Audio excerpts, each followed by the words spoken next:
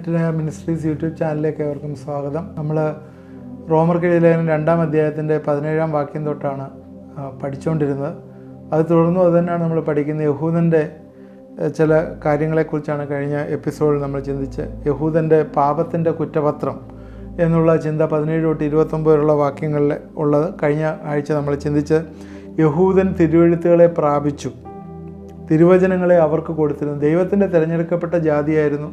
അവർക്ക് തിരുവെഴുത്തുകളെ കൊടുത്തു. എന്തിനായിരുന്നു ചോദിച്ചാൽ അത് ജാതികളെല്ലാവരും ദൈവത്തെ അറിയുവാനായിട്ടും ദൈവത്തെ മഹത്വപ്പെടുത്തുവാനുമായിട്ടുമാണ് കൊടുത്തത്.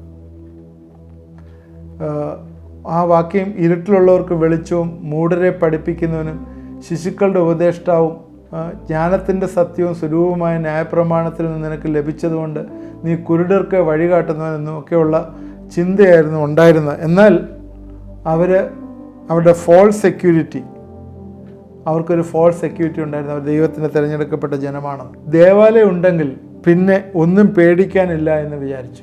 കാര്യം എന്താ വെച്ചാൽ ദേവാലയത്തിലായിരുന്നല്ലോ ദൈവത്തിൻ്റെ പ്രസൻസ് വരുന്നത്. മറ്റേതൊക്കെ ഈ ചെറിയ സിനഗോഗുകളാണ്. യെരുശലേം ടെമ്പിളിനെ കുറിച്ചാണ് പറയുന്നത്.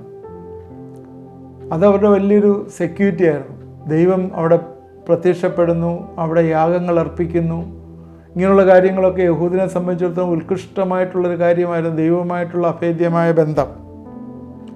അതുകൊണ്ട് സംഭവിച്ചു. അതിനാൽ ആ യെരുശലേം ടെമ്പിളും കൂടി ദൈവം തകർത്ത് കളഞ്ഞു. മീഖായുടെ പുസ്തകം 3-ാം അധ്യായത്തിൽ 9 തൊട്ടുള്ള വാക്യങ്ങളിൽ ഇങ്ങനെയാണ് എഴുതിയേക്കുന്നത്. ന്യായം വെറുക്കുകയും ചൊവ്വുള്ളതൊക്കെയും വളച്ചു കെട്ടുകയും ചെയ്യുന്ന യാക്കോബ് ഗൃഹത്തിൻ്റെ തലവന്മാരും ഇസ്രായേൽ ഗൃഹത്തിൻ്റെ അധിപന്മാരുമായുള്ളവരെ ഇത് കേൾപ്പീൻ. അവൻ സിയോനെ രക്തപാതകം കൊണ്ടും യെരുശലേമിനെ ദ്രോഹം കൊണ്ടും പണിയുന്നു. അതിൻ്റെ തലവന്മാർ സമ്മാനം വാങ്ങി ന്യായം വിധിക്കുന്നു. അതിലെ പുരോഹിതന്മാർ കൂലി വാങ്ങി ഉപദേശിക്കുന്നു. അതിലെ പ്രവാചകന്മാർ പണം വാങ്ങി ലക്ഷണം പറയുന്നു. എന്നിട്ടും അവർ യഹോവയെ ചാരി, യഹോവ നമ്മുടെ ഇടയിൽ ഇല്ലയോ, അനർത്ഥം നമുക്ക് വരികയില്ല എന്ന് പറയും. യഹോവയെ ചാരി നിൽക്കുകയാണ്.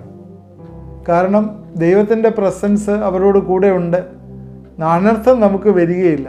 അവരുടെ കയ്യിലിരിക്കുന്നത് എന്താണ്? പുരോഹിതന്മാർ കൂലി ഉപദേശിക്കുന്നു, വാങ്ങുന്നു. പ്രവാചകന്മാർ പണം വാങ്ങി ലക്ഷണം പറയുന്നു. രക്തപാതകം കൊണ്ട് യെരുശലേമിനെ ദ്രോഹം കൊണ്ടും പണിയുന്നു. സിയോനെ രക്തപാതകം കൊണ്ടും യെരുശലേമിനെ ദ്രോഹം കൊണ്ടും പണിയുന്നു. ഓൾ ലീഡർഷിപ്പ് കറപ്റ്റഡായി. എല്ലാ പുരോഹിതന്മാർ വരെയും കറപ്റ്റഡായി. എന്നിട്ടും ഇന്ന് 11-ാം വാക്യം, എന്നിട്ടും അവർ യഹോവയെ ചാരി നിൽക്കുകയാണ്. കാരണം ദൈവം എല്ലാം ചെയ്യും.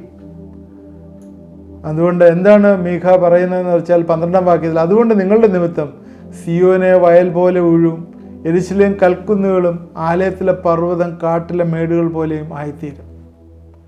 ആ ആലയം, ശലോമോൻ്റെ ആലയം,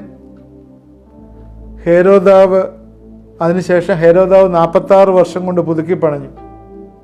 യേശു ഒരിക്കലും ദേവാലയത്തെ ഡിസോൺ ചെയ്തിരുന്നില്ല. എന്നാൽ അവർക്ക് വലിയൊരു കൺസെപ്റ്റായിരുന്നു. അവർ അബ്രഹാമിൻ്റെ മക്കളാണ്. അബ്രഹാമിൻ്റെ മക്കൾ ഒരിക്കലും നരകത്തിൽ പോകത്തില്ലെന്ന് റബ്ബിമാർ പഠിപ്പിച്ചു. അതുകൊണ്ട് അവർക്ക് വലിയൊരു കോൺഫിഡൻസ് ആയിരുന്നു. ഞങ്ങൾ നരകത്തിലൊന്നും പോകത്തില്ല, ഞങ്ങൾ ദൈവത്തിൻ്റെ മക്കളാണ്, ദൈവത്തിൻ്റെ അബ്രഹാമിൻ്റെ മക്കളാണ്, ആ പിന്തുടർച്ചയാണ്. ജാതികളും മറ്റുള്ളവരുമൊക്കെയാണ് നരകത്തിൽ പോവുക, ഞങ്ങൾ പോകത്തില്ല എന്നൊരു ചിന്ത യഹൂദന്മാർക്കുണ്ടായിരുന്നു. യോഹന്നാൻ്റെ സുവിശേഷം 8-ാം അധ്യായത്തിൽ ഞാൻ ഈ പറഞ്ഞ സ്റ്റേറ്റ്മെൻറ്റ്, നേരത്തെ പറഞ്ഞ സ്റ്റേറ്റ്മെൻറ്റ് എഴുതി വെക്കുന്ന യേശുക്രിസ്തുവായിട്ടുള്ള ഇൻട്രാക്ഷൻ നമുക്ക് കാണാം. യോഹന്നാൻ്റെ സുവിശേഷം 8-ാം അധ്യായത്തിൻ്റെ 31-ാം വാക്യത്തിൽ, തന്നിൽ വിശ്വസിച്ച യഹൂദന്മാരോട് യേശു, എൻ്റെ വചനത്തിൽ നിലനിൽക്കുന്നുവെങ്കിൽ നിങ്ങൾ വാസ്തവമായ എൻ്റെ ശിഷ്യന്മാരായി, സത്യം അറിയുകയും സത്യം നിങ്ങളെ സ്വതന്ത്രരാക്കുകയും ചെയ്യും എന്ന് പറഞ്ഞു. അവർ അവനോട്, ഞങ്ങൾ അബ്രഹാമിൻ്റെ സന്തതി, ആർക്കും ഒരു നാളും ദാസന്മാരായിരുന്നിട്ടില്ല, നിങ്ങൾ സ്വതന്ത്രരാകും എന്ന് പറയുന്നത് എങ്ങനെ എന്ന് പറഞ്ഞു. യേശുക്രിസ്തു പറഞ്ഞ സ്വാതന്ത്ര്യവും അവർ പറയുന്നത് കണ്ടോ, അബ്രഹാമിൻ്റെ സന്തതി ഒരിക്കലും ബോണ്ടേജിലല്ല, അല്ലെങ്കിൽ ദാസന്മാരായിരുന്നില്ല എന്നുള്ളതാണ് പറയുന്നത്. അതിന് യേശു അന്നേരം അത് വീണ്ടും അത് തിരിച്ചു കൊണ്ടുവന്നിട്ട് അവരോട് പറയുന്നു, ആമീൻ ആമീൻ, ഞാൻ നിങ്ങളോട് പാപം ചെയ്യുന്നതെല്ലാം പാപത്തിൻ്റെ ദാസനാവുന്നു. ദാസൻ എന്നേക്കും വീട്ടിൽ വസിക്കുന്നില്ല, പുത്രനോ എന്നേക്കും വസിക്കുന്നു എന്നെല്ലാം അവരോട് പറഞ്ഞ് അവർ എല്ലാത്തിൻ്റെ ഉത്തരം പറയുന്നത് അബ്രഹാമിൻ്റെ സന്തതി, അബ്രഹാമിൻ്റെ സന്തതി 37 വാക്യത്തിൽ യേശു പറയുന്നുണ്ട്, നിങ്ങൾ അബ്രഹാമിൻ്റെ സന്തതി എന്ന് ഞാൻ അറിയുന്നു, എങ്കിലും എൻ്റെ വചനം നിങ്ങളുടെ ഇല്ലായകൊണ്ട് നിങ്ങൾ എന്നെ കൊല്ലുവാൻ നോക്കുന്നു. വീണ്ടും നമ്മൾ കാണുന്ന 40 വാക്യത്തിൽ, എന്നാൽ ദൈവത്തോട് കേട്ടിട്ടുള്ള സത്യം നിങ്ങളോട് സംസാരിച്ച മനുഷ്യനായ എന്നെ നിങ്ങൾ കൊല്ലുവാൻ നോക്കുന്നു, അങ്ങനെ അബ്രഹാം ചെയ്തില്ലല്ലോ. വീണ്ടും പറയുകയാണ്. പിന്നെ അവസാനം കൊണ്ടുവന്നിട്ട് 44 വാക്യം വന്നപ്പോഴത്തേക്ക് യേശു പറയും, നിങ്ങൾ പിശാച് എന്ന പിതാവിൻ്റെ മക്കൾ, നിങ്ങൾ പിതാവിൻ്റെ മോഹങ്ങളെ ചെയ്യുവാൻ ഇച്ഛിക്കുന്നു. അവൻ ആദ്യം മുതൽ കുലപാതകനായിരുന്നു. അവൻ സത്യമില്ലായതുകൊണ്ട് സത്യത്തിൽ നിൽക്കുന്നില്ല. അവൻ ഭോഷ്ക് പറയുമ്പോൾ സ്വന്തത്തിൽ നിന്ന് എടുത്തു പറയുന്നു. അവൻ ഭോഷ്ക് പറയുന്നവനും അവൻ്റെ അപ്പനുമാകുന്നു. അന്നേരം അവരെക്കുറിച്ച് പറഞ്ഞിരിക്കുന്നത് അവരെ പിശാചിൻ്റെ മക്കൾ എന്നുള്ള രീതിയിൽ തന്നെ അവരെക്കുറിച്ച് പറഞ്ഞ് വീണ്ടും അത് അവസാനം അത് എൻഡ് ചെയ്യുമ്പോഴത്തേക്ക് ആ അധ്യായം 56 വാക്യത്തിൽ എൻഡ് ചെയ്യുമ്പോൾ എന്താ പറയുന്നത്, നിങ്ങളുടെ പിതാവായ അബ്രഹാം എൻ്റെ ദിവസം കാണുമെന്ന് കൊണ്ട് ഉല്ലസിച്ചു, അവൻ കണ്ട് സന്തോഷിച്ചിരിക്കുന്നു. യഹൂദന്മാർ അവിടെ, നിനക്ക് 50 വയസ്സായിട്ടില്ല, നീ അബ്രഹാമിനെ കണ്ടിട്ടുണ്ടോ എന്ന് ചോദിച്ചു. യേശു അവരോട്, ആമീൻ ആമീൻ ഞാൻ നിങ്ങളോട് പറയുന്നു, അബ്രഹാം ജനിച്ചതിന് മുമ്പേ ഞാൻ ഉണ്ട് എന്ന് പറഞ്ഞു. അവർ അവനെ എറിവാൻ കല്ലെടുത്ത് യേശുവോ മറഞ്ഞ ദേവാലയം വിട്ടുപോയി. ആ യഹൂദന്മാരായിട്ടുള്ള ഇൻട്രാക്ഷനാണ്. യേശു ഉണ്ടായത് മറിയ പരസംഗം ചെയ്തുണ്ടായ എന്നൊരു ചൊല്ല് അവിടെ ഉണ്ടായിരുന്നു. യേശു പറയുന്നത്, അബ്രഹാം ജനിച്ചതിന് മുമ്പേ ഞാൻ ഉണ്ട്.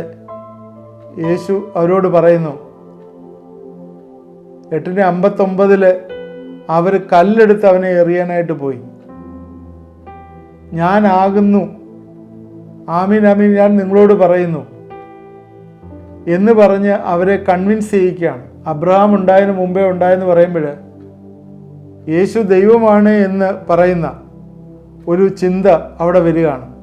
പുറപ്പാട് ദിവസം 3:14 പറയും, ഞാനാകുന്നു എന്നുള്ള ഒരു ചിന്ത അവിടെ വരികയാണ്. അപ്പോഴത്തേക്ക് അവർക്കത് സഹിക്കാനായിട്ട് പറ്റില്ല. അവർ കല്ലെടുത്ത് എറിയാനായിട്ട് തുനിഞ്ഞതായിട്ട് കാണുന്നു. യോഹന്നാൻ സ്നാപകനും ഇതേ കാര്യം ഇതുപോലെ തന്നെ ഫേസ് ചെയ്തിട്ടുണ്ട്. മത്തായി 3:7-9 വരെയുള്ള തൻ്റെ സ്നാനത്തിനായി പരീശനും സദൂക്യരും ചിലർ വരുന്നത് കണ്ടാറെ അവനവരോട് പറഞ്ഞ, സർപ്പസന്തതികളെ, വരുവാനുള്ള കോപത്തെ ഒഴിഞ്ഞു ഓടിപ്പോവാൻ നിങ്ങൾക്ക് ഉപദേശിച്ചു തന്നനാർ. മാനസാന്തര യോഗ്യമായ ഫലം കായ്പീൻ. അബ്രഹാം ഞങ്ങൾക്ക് പിതാവായിട്ടുണ്ട് എന്ന് ഉള്ളം കൊണ്ട് പറവാൻ തുനിയരുത്. ഈ കല്ലുകളിൽ നിന്നും അബ്രഹാമിന് മക്കളെ ഉളവാക്കാൻ ദൈവത്തിന് കഴിയും എന്ന് ഞാൻ നിങ്ങളോട് പറയുന്നു. ഇവിടെയും അബ്രഹാമിൻ്റെ മക്കൾ എന്നൊരു ഫാൾസ് സെക്യൂരിറ്റി ഇവർക്കുണ്ടായിരുന്നു. ഇന്നും ഇതുപോലെ തന്നെയല്ലേ നാമധേയ ക്രിസ്ത്യാനികളായിട്ടുള്ളവർ? ഇതേ ചിന്തയിലാണ് ജീവിക്കുന്നത്. ഒരു ചർച്ചിലെ മെമ്പർഷിപ്പ് ഉണ്ടെന്ന് പറഞ്ഞു, അല്ലെങ്കിൽ ചെറുപ്പത്തിലേ കൊണ്ടുപോയി കുഞ്ഞിനെ മാമോദിസ മുക്കി സഭയിൽ അവരുടെ ചർച്ചിലെ പ്രതിഷ്ഠിച്ചതുകൊണ്ട് അവർ വീണ്ടും ജനനത്തിന് അനുഭവത്തിലാണെന്ന് പഠിപ്പിച്ച് അങ്ങനെ ജീവിക്കുന്നവർക്ക് നിത്യതയുണ്ടെന്ന് വിശ്വസിക്കുന്ന ഒരു കൂട്ടർ ശരിക്കും ദൈവവചനത്തിൽ നിന്ന് ഉള്ളൊരു കാര്യമല്ല. വെളിപ്പാട് പുസ്തകത്തിൽ സർദീസ് സഭയോട് കർത്താവ് പറഞ്ഞ്, നിനക്ക് ജീവനുണ്ടെന്ന് പേരുണ്ട്, എന്നാൽ മരിച്ചവനാണ്. നിനക്ക് ജീവനുണ്ടെന്ന് പേരുണ്ട്, മരിച്ചവനാണ്. ഇന്ന് അതുപോലെ ഈ ഫോൾസ് സെക്യൂരിറ്റിയിൽ ഇരിക്കുന്ന ആരെങ്കിലും എന്നെ കേട്ടുകൊണ്ടിരിക്കുന്നുണ്ടെങ്കിൽ ഞാൻ നിങ്ങളോട് വീണ്ടും പറയുകയാണ്, കർത്താവുമായിട്ടുള്ളൊരു അഭേദ്യമായ ബന്ധമില്ലെങ്കിൽ ഒരിക്കലും ദൈവത്തിൻ്റെ സന്നിധിയിൽ എത്തുവാനായിട്ട് പറ്റുകയില്ല എന്നുള്ളത് വീണ്ടും പറയുകയാണ്. ന്യായപ്രമാണത്തിൻ്റെ ഒരു അറിവല്ല, നോളജ് അല്ല ആവശ്യം. കാര്യങ്ങളൊക്കെ ഇങ്ങനെയാണെന്ന് നമ്മൾ മനസ്സിലാക്കിയാൽ പോരാ. അത്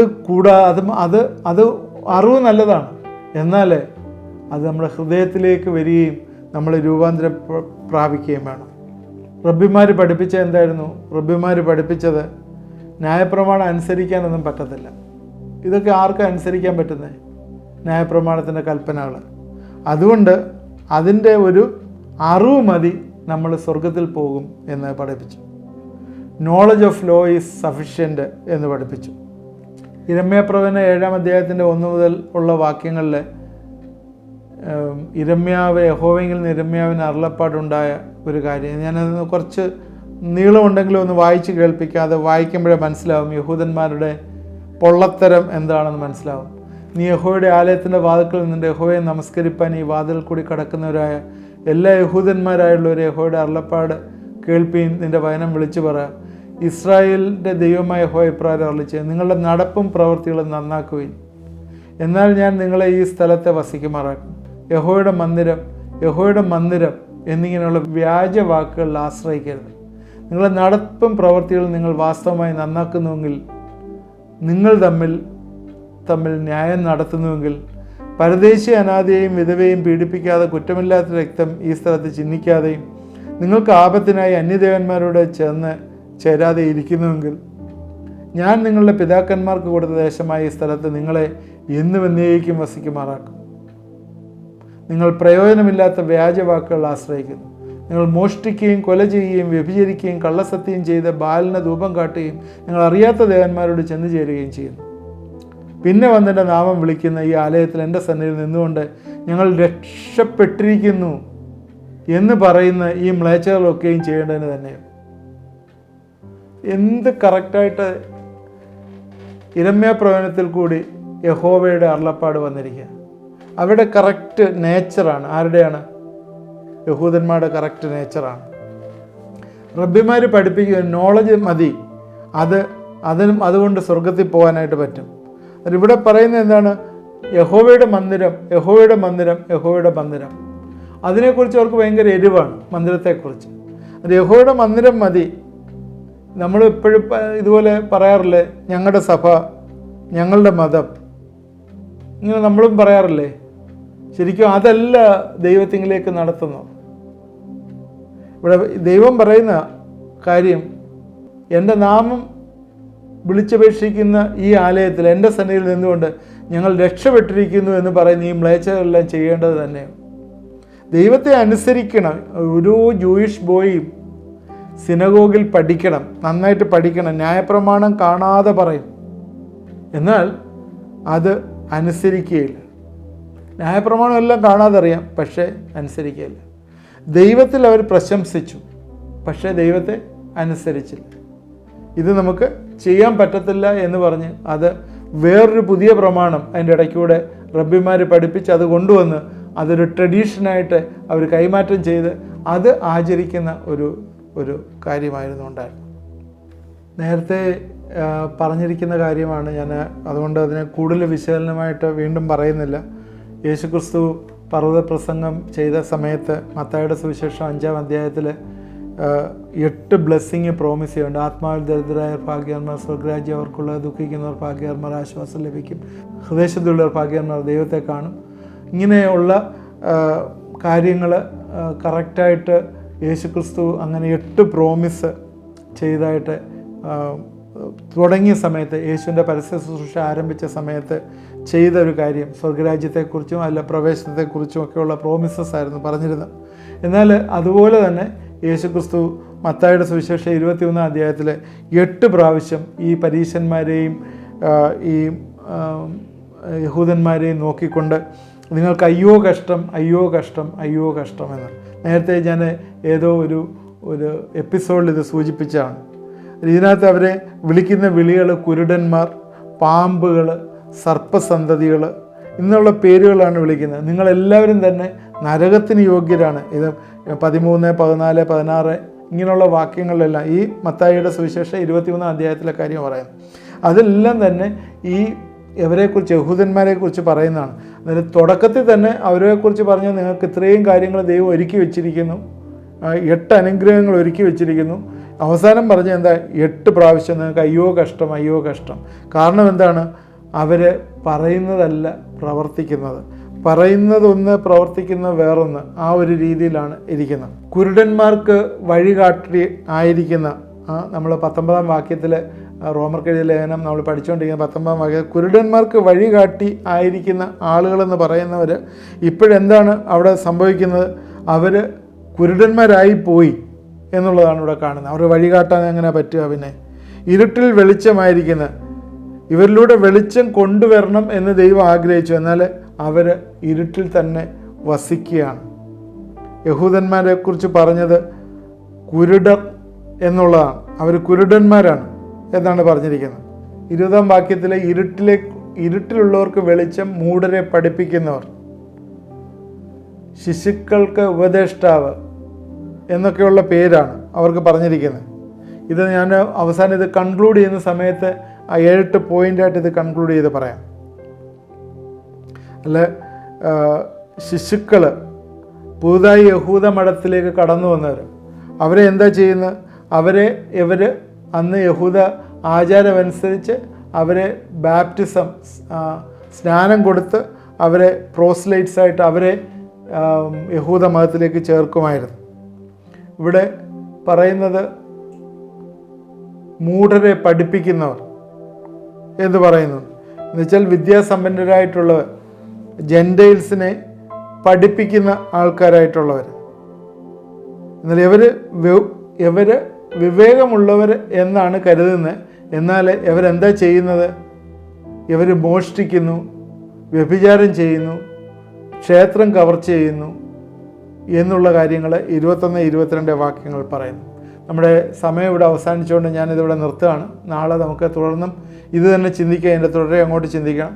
ഇത് നാളെ ചിന്തിക്കാം. തീർച്ചയായും ഇന്നത്തെ ചിന്തകൾ നമുക്ക് അനുഗ്രഹമായി എന്ന് ചിന്തിക്കുന്നു. പ്രത്യേകിച്ച് ഓർക്കേണ്ടത്, ഇന്ന് ചിന്തിച്ചതിൽ നിന്നുള്ള ടേക്ക് അവേ ആയി ചിന്തിക്കുക. നമ്മൾ ചെയ്യുന്ന പല കാര്യങ്ങൾ, ട്രഡീഷണലായിട്ട് വിശ്വസിച്ചിരിക്കുന്ന കാര്യങ്ങൾ, ഞങ്ങളുടെ സഭ, ഞങ്ങളുടെ മതം എന്നൊക്കെ പറയുന്ന, അല്ലെങ്കിൽ ഞങ്ങൾ ആചരിച്ച് വന്ന ട്രഡീഷൻസ്, ഇതൊക്കെ പലപ്പോഴും ഫോൾസ് സെക്യൂരിറ്റിയാണ് എന്ന് നമ്മൾ മറന്നു പോകരുത്. ദൈവവുമായിട്ടുള്ള അഭേദ്യമായ ബന്ധം, ദൈവത്തെ അനുസരിക്കുന്ന, ദൈവം പറഞ്ഞിരിക്കുന്ന കൽപ്പനകൾ അനുസരിച്ച് അവൻ്റെ വഴിയിൽ ജീവിക്കുക, അതാണ് ഏറ്റവും പ്രധാനമായിട്ടുള്ളത്. അല്ലെങ്കിൽ കർത്താവ് പറഞ്ഞതുപോലെ കുരുടന്മാരെന്നും പാമ്പുകളെന്നും സർപ്പസന്തതികളെന്നും യഹൂദന്മാരെ വിളിച്ച പോലെ അങ്ങനൊരു വിളിക്ക് നമ്മൾ യോഗ്യരായിത്തീരരുത്. അതുകൊണ്ട് നമ്മൾ ദൈവത്തിൻ്റെ നമ്മളെ തന്നെ വിനയപ്പെടുത്താം, പ്രാർത്ഥിക്കാം. കർത്താവേ, ഇത് കണ്ടുകൊണ്ടിരിക്കുന്ന പ്രിയപ്പെട്ടവരെ നിൻ്റെ കരങ്ങളിലേക്ക് സമർപ്പിച്ച് പ്രാർത്ഥിക്കുന്നു. ദൈവമേ, നിൻ്റെ കരുണ അവരുടെ മേലിരിക്കണമേ എന്ന് പ്രാർത്ഥിക്കുന്നു. ഞങ്ങൾക്കൊന്നും ക്ലെയിം ചെയ്യുവാനായിട്ടില്ല കർത്താവേ. ഈ ലോകത്തിലുള്ള കാര്യങ്ങളൊക്കെ കർത്താവേ എല്ലാം നിഷ്പ്രയോജനമാണ്, നിഷ്ഫലമാണ് എന്ന് ഞങ്ങൾ അറിയുന്നു. കർത്താവിലുള്ള ആശ്രയം, ദൈവത്തിൽ ആശ്രയിച്ച് ദൈവത്തിൻ്റെ അനുസരിച്ച് ജീവിക്കുന്നതാവുന്നു ഏറ്റവും വലിയ കാര്യം എന്ന് ഞങ്ങൾ അറിയുന്നു. ദൈവമേ, ഈ സമയത്ത് എന്നോട് ചേർന്ന് പ്രാർത്ഥിക്കുന്നവരെയൊക്കെ ഞങ്ങൾ അനുഗ്രഹിക്കുന്നു. ദൈവമേ, അവരുടെ ജീവിതത്തിലുള്ള പ്രയാസങ്ങളെ എന്തെങ്കിലും ഉണ്ടെങ്കിൽ അതിൽ നിന്നൊക്കെ വിടുവിക്കണമേ എന്ന് ഞങ്ങളെ പ്രാർത്ഥിക്കുന്നു. പ്രത്യേകിച്ച് പ്രയാസങ്ങളിലിരിക്കുന്ന പ്രിയപ്പെട്ടവർ, വിവാഹ ജീവിതത്തിലെ ചില കോൺഫ്ലിക്ട്സുകൾ ഒക്കെ അനുഭവിക്കുന്ന ചില പ്രിയപ്പെട്ടവർ കർത്താവെ ഇരിക്കുന്നു. ഞങ്ങൾ അവർക്ക് വേണ്ടി പ്രാർത്ഥിക്കുന്നു. സമാധാനം കൊടുക്കണമേ എന്ന് പ്രാർത്ഥിക്കുന്നു. ദൈവമേ, എന്തെങ്കിലും അസമാധാനം കർത്താവ് ഭവനത്തിലുണ്ടെങ്കിൽ അതൊക്കെ മാറിപ്പോകട്ടെ എന്ന് പ്രാർത്ഥിക്കുന്നു. ഞങ്ങളെ ഏൽപ്പിച്ച് പ്രാർത്ഥിക്കുന്നു. കുഞ്ഞുങ്ങളെ ദാനമായി കൊടുക്കണം കർത്താവെ. പ്രത്യേകിച്ചും ദാമ്പത്യം കഴിഞ്ഞ് 10 വർഷത്തോളമായി കുഞ്ഞുങ്ങളില്ലാതെ ഇരിക്കുന്ന ഒരു കുടുംബം കർത്താവെ ഇത് കണ്ട് പ്രാർത്ഥിക്കുന്നു. ദൈവമേ, നീ വലിയ മിറക്കിൾ അവരുടെ ജീവിതത്തിൽ കൊടുക്കണമേ എന്ന് പ്രാർത്ഥിക്കുന്നു. ഒരു ക്രിയേറ്റീവ് മിറക്കിൾ ഉണ്ടാകട്ടെ എന്ന് പ്രാർത്ഥിക്കുന്നു. സാറയുടെ ഗർഭം തുറന്ന ദൈവം, ഹന്നയുടെ പ്രാർത്ഥന കേട്ട ദൈവം, അവരുടെ പ്രാർത്ഥന കേട്ടവർക്ക് ഉത്തരം കൊടുക്കുകയും സഹായിക്കും. നിങ്ങൾ എന്നോട് ചേർന്നൊന്ന് പ്രാർത്ഥിക്കും. ആ സ്ക്രീനിലോട്ട് ആ കൈ നീട്ടി ഒന്ന് പ്രാർത്ഥിക്കും. ദൈവമേ, ആ പ്രാർത്ഥനകൾ വിശ്വാസത്തോടെ ചെല്ലുമ്പോഴേ കർത്താവെ അത് പറയുമ്പോൾ അതിൽ കൂടി നീ പ്രവർത്തിക്കണമേ എന്ന് പ്രാർത്ഥിക്കുന്നു. പിതാവിൻ്റെയും പുത്രൻ്റെയും പരിശുദ്ധാത്മാവിൻ്റെയും നാമത്തിലെ ആ കുടുംബത്തെ അനുഗ്രഹിച്ച് ഞങ്ങളെ പ്രാർത്ഥിക്കുന്നു. വലിയ വിടുതൽ ഈ ദിവസങ്ങൾ വന്നു ചേരട്ടെ എന്ന് പ്രാർത്ഥിക്കുന്നു. പ്രാർത്ഥന കേട്ടോർത്ത് സ്തോത്രം, അനുഗ്രഹിക്കുന്ന സ്തോത്രം യേശു ക്രിസ്തുവിന്റെ നാമത്തിൽ പ്രാർത്ഥിക്കുന്നു. കേൾക്കുമാറാണമേ. ആമേൻ. ഇത് കണ്ടുകൊണ്ടിരുന്ന എല്ലാവരെയും ദൈവം അനുഗ്രഹിക്കട്ടെ. തുടർന്ന് ഇത് വാച്ച് ചെയ്യണം. ഇത് മറ്റുള്ളവർക്ക് ഷെയർ ചെയ്ത് കൊടുക്കണം. പ്രയർ റിക്വസ്റ്റ് ആ വാട്സാപ്പ് നമ്പറിൽ അയച്ചു തന്നാൽ നിങ്ങൾക്ക് വേണ്ടി പ്രാർത്ഥിക്കുന്നതാണ്. ദൈവം നമ്മളെ എല്ലാവരെയും അനുഗ്രഹിക്കട്ടെ.